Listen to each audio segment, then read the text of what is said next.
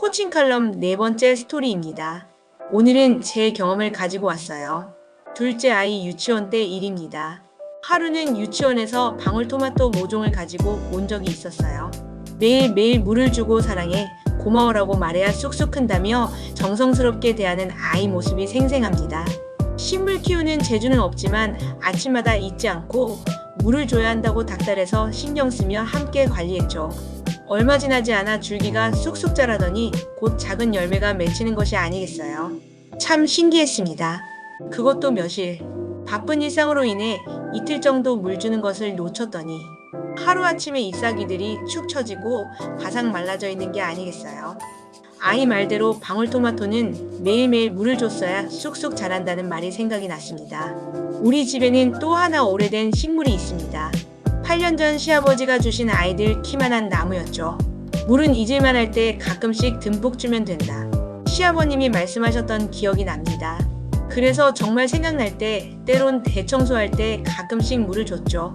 생명력 있게 지금까지 건강하게 거실한 기퉁이에서 자리하고 있답니다. 우리 자녀들도 이 꽃나무들과 비슷해요.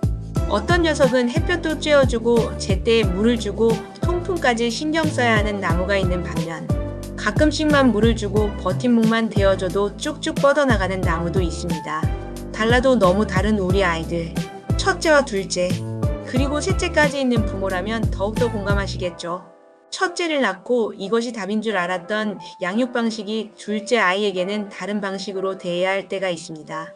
그럴 때면 나도 모르게 두 아이를 비교하게 되거나 한쪽으로 에너지가 쏠리게 되죠. 하지만 우리 아이들도 식물들과 같습니다. 특징이 다르고 기질이 다르고 또 재능도 가지각색이잖아요. 그래서 양육 방식도 달라야 합니다. 큰아이가 책 읽기를 좋아한다면 둘째는 가만히 누워서 사색하는 것을 좋아할 수도 있습니다. 큰아이가 종이 접기를 좋아한다면 둘째 아이는 다 접어놓은 종이를 가지고 활동하는 것을 더 좋아할 수도 있죠. 또 한 아이는 엄마가 하나하나 신경 써서 챙겨주며 상호작용에 시간을 많이 써야 한다면 한 아이는 권한을 주고 스스로 할 수 있게 맡겨놔야 더 효과적인 아이도 있습니다. 그렇기 때문에 관찰이 필요합니다. 부모가 자녀를 사랑하는 방식은 다양하지만 무엇보다 일상에서 관심을 가지고 지속적으로 유심히 관찰하는 것입니다. 첫째 아이는 시간관념과 원칙 규율 등이 중요한 아이라서 해야 할 것들과 시간만 알려주면 스스로 그 시간 안에 완수합니다. 주변에서 흔히 키우기 편한 유형이라고들 하죠. 반면 둘째 아이는 큰아이와는 조금 달라요.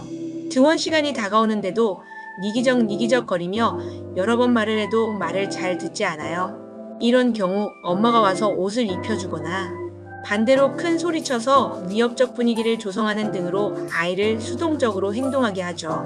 하지만 계속해서 그렇게 할 수 없지 않을까요? 그래서 아이디어를 냈답니다. 등원 준비를 하면서 아이에게 유치원 생활에 대해 이야기 나누는 거였어요. 친구들과 놀이 시간 대해 물어보고 친한 친구 이야기도 하면서 또 오늘 유치원에서 해야 할 활동이나 간식, 식사 메뉴 등에 대해 이야기하며 아이가 유치원 생활을 머릿속으로 상상할 수 있게 말이죠.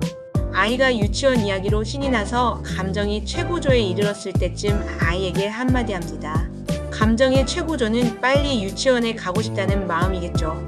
이놈아, 우리 유치원 차량 올 시간 다 되어간다. 얼른 뭘 해야 할까? 라고 하는 순간 어떤 일이 벌어졌을까요? 갑자기 빛의 속도로 스스로 이를 닦고 세수하고 옷을 챙겨 입는 게 아니겠어요? 그 시간은 불과 5분도 안 걸렸던 것 같아요. 엄마는 그 순간 칭찬으로 그 행동을 세팅하는 거죠. 와, 우리 이름이 오늘도 스스로 해내었구나. 역시 우리 이름이는 해낼 수 있는 아이였어. 네 덕분에 엄마 출근 늦지 않게 되었네. 고마워. 이렇듯 큰아이는 이성적이고 합리적이어서 이해를 시키면 행동으로 옮기는 아이라면 둘째는 감정이 우선 움직여야 행동이 움직이는 아이인 것이죠. 첫째를 대할 때와 둘째를 대할 때 엄마는 완전히 다른 두 명이 되어야 합니다. 그것은 부모의 사회적 성숙도를 높여주는 아주 큰 도전이자 엄청난 노력이 필요합니다. 그래서 부모가 된다는 것은 어렵지만 삶에서 가장 큰 성장이 되는 과정이며 위대한 것입니다. 우리는 아이들의 기질이나 행동 유형 또는 상황을 대하는 태도 등 매 순간순간 관찰해야 합니다. 또 아이들이 원하는 진짜 욕구가 무엇인지를 파악하고 아이들의 기질에 맞게 상호작용하게 되었을 때 부모 자녀 간 친밀감과 신뢰도는 높아지게 되는 것이지요. 셀프 코칭 첫 번째 질문입니다. 우리 자녀는 어떤 다름이 있고 그 안에서 발견하는 강점은 무엇인가요? 셀프 코칭 두 번째 질문은 서로 다른 자녀의 기질에 따라 자녀를 대하는 나의 태도는 어떻게 다른가요?